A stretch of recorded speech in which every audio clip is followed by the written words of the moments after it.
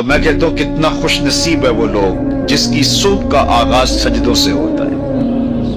اور کتنے بد نصیب ہیں وہ لوگ کہ صبح چڑیاں بھی رب کی تسبیح بولیں، حشرات الارض بھی اس کی تقدیس کے ترانے پڑھیں، میں نے خبرے بلبل سب اس کی تقدیس کے گیت گائیں، اور حشرات الارض تک اس کی تقدیس کے ترانے پڑھیں،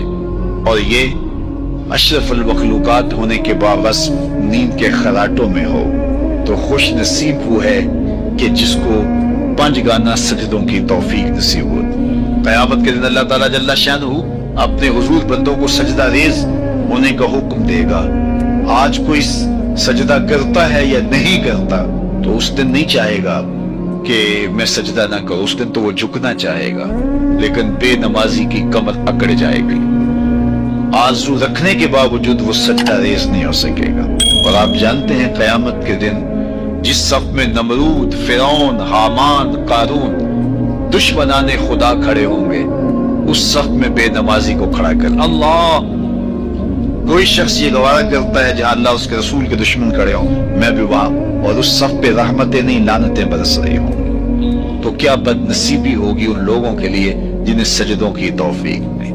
میں بار بار کہتا ہوں کہ جب اللہ کسی سے ناراض ہوتا ہے رزق نہیں چھینتا، آب و دانہ بد نہیں کرتا، چاند سورج کو اس کے آنگن میں روشنی ڈالنے سے روکتا نہیں، ہواؤں کو آکسیجن کو نہیں روکتا، جب اللہ کسی سے ناراض ہو جاتا ہے سجدے کی توفیق چھین لیتا، اسے اپنے حضور جھکنے کی توفیق نہیں دیتا، تو اس کی جناب سے سجدوں کی توفیق مانگو۔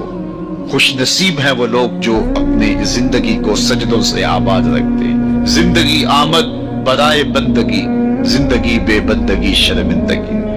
جس زندگی کے اندر سجدہ ہی نہیں ہے، جھکنا ہی نہیں ہے، وہ زندگی زندگی ہی نہیں، وہ چوپایوں سے بدتر کہلائے گا جو اللہ کے حضور سجدہ ریز ہونا نہیں جانتا۔ یہ درخت حالت قیام میں ہے، چوپائے حالت رکوع میں ہے، یہ مینڈک تشہد کے عالم میں، حشرات الارض سجدے میں ہے، انسان اشرف المخلوقات ہے، اس کی عبادت کو تمام عبادات کا جامع بنایا گیا، اور جسے نہ سجدہ نصیب ہے نہ قیام اور رکوع اس کی حضور نصیب ہے تو پھر وہ چوپایوں سے بھی بدتر چلا جائے گا۔ امام غزالی بولے اللہ نے 3 طرح کی مخلوقیں پیدا کی ہیں، ایک مخلوق وہ ہے کہ جس میں فہم و شعور، عقل و ادراک نہیں رکھا گیا،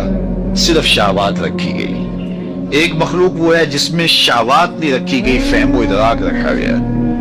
اور تیسری مخلوق وہ ہے جس میں عقل و خرد بھی رکھی گئی ہے اور شہوات کی آزمائش میں بھی ڈالا گیا ہے،